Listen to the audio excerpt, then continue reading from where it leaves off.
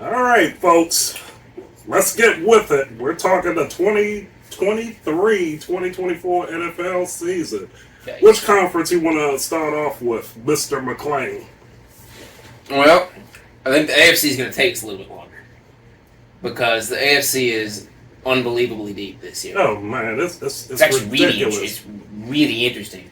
It's going to be hard for me to. Well, put it like this: the top team, I can still see being that top team, but we'll cover that. And we'll get there when we get there. But I think that I was thinking about it not on this card, but a couple days ago.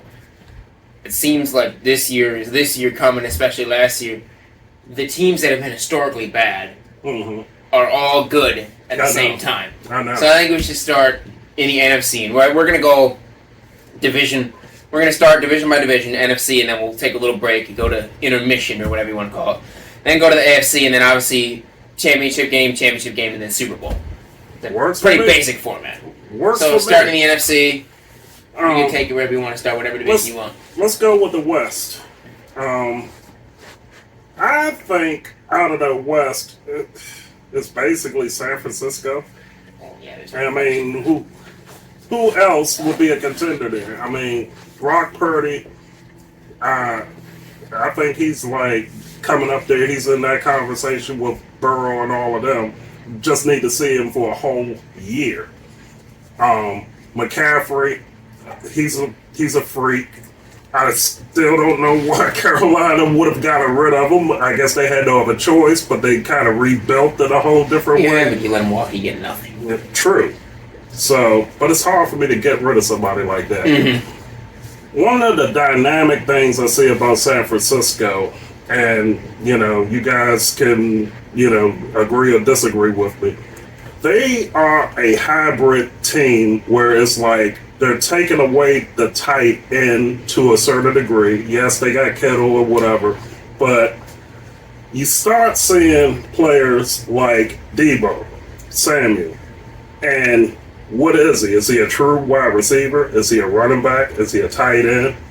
And I'm seeing that position change. So it's like a slot receiver is being removed for almost like a hybrid H-back. Yeah, and that's what Debo is.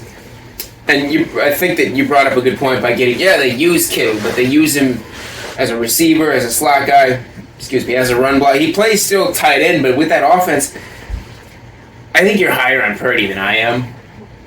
I think that you can slot any decent quarterback into that offense, and they're going to be successful. Right. It's not Purdy, it's that offense. Yeah. And the piece that he has. McCaffrey is very versatile, just like Debo Samuel is versatile. And just like Kittle is versatile. I almost said Travis Kelce.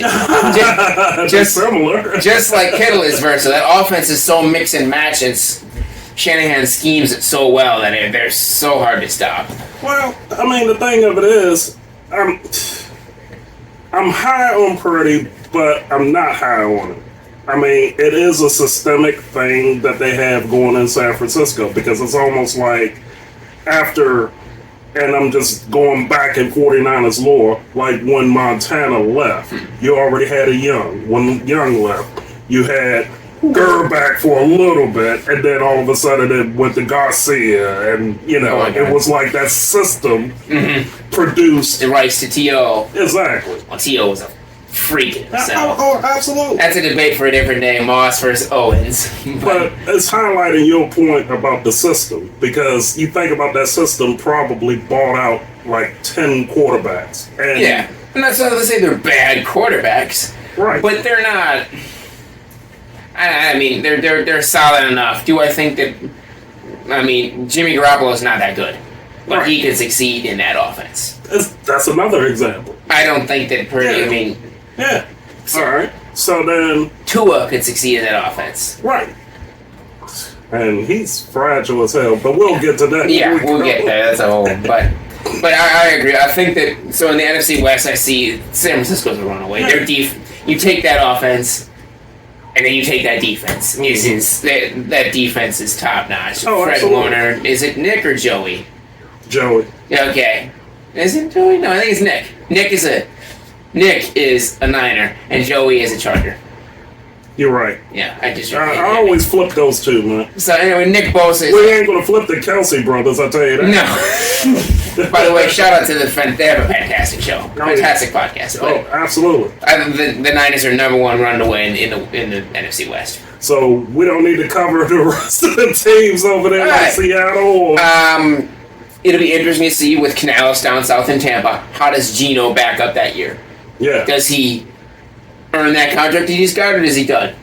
We'll see. Well, and see, that's the hardest thing. It's like the contract makes a big difference. It's like, okay, he played hard because he had to. He had to get to that next level to get that contract. It's like they was writing you off, and now you made it. Are you for real, or did you want to get paid? But I also think that a lot of that was Dave Canales. Yeah. And you're seeing that already in preseason in Tampa. Right. Just his schemes and his creativity. Right. Unlocked Geno. So maybe we're wrong. Maybe it was more Geno than it was Dave. Yeah. We're going to find out. We're going to find out very quickly. I think that DK's a monster. Oh, yeah. Metcalf, yeah. But I still think they're third. Yeah. LA is dinged up and they're older and they went all in for the Super Run and they got it. Do they make the playoffs, though? Just because the NFC is what it is, I think this weekend. Okay. Just because the NFC is not that strong. I think they have 10 or 11 wins and they get it. Maybe I'm wrong. Wow, you giving them that many? Okay. But if Cooper Kupp is healthy, they still have Stafford. I mean, unless Cooper Kupp fell off a cliff, Yeah, right. he's still a top flight receiver. I give them probably 9. Okay. 9 wins. San Francisco, just to be fair, I'll give them probably 13 Yeah, at they're a least. good ball club. Yeah. But I think that Arizona's last. Yeah, Arizona, it's hard for me to even say. They probably get I'm going to be fair to them, give them 5 or 6 wins. Yeah. And Seattle, that could be 7 or 8. That could be 7 or 8. And if they're really good, they're going to be in the bubble. I think they could be. Potentially, it could be flip-flop between the Rams and the Seahawks. Exactly. I don't watch enough Cardinal football to state that I'm an expert on it, but I don't think that Kyler Murray's that good. No. I mean, he's not. I mean, first of all, he doesn't study according to them, and it shows on the field. He's not as bad as Jamarcus Russell, but I remember Jamarcus Russell got a playbook or a tape, and they asked him how it was, and it was totally blank, and he said, I learned a lot from it. Yeah. I kind of learned, that's kind of the vibe I get from Murray. He's electric, but he doesn't... Well, see, he's electric. I never thought Jamarcus Russell was electric at all, and then I would have played it the other way. I would have been like, man, I learned nothing off of that DVD. You guys going to have to take me on the field because that would have at least got him off the hook for not studying.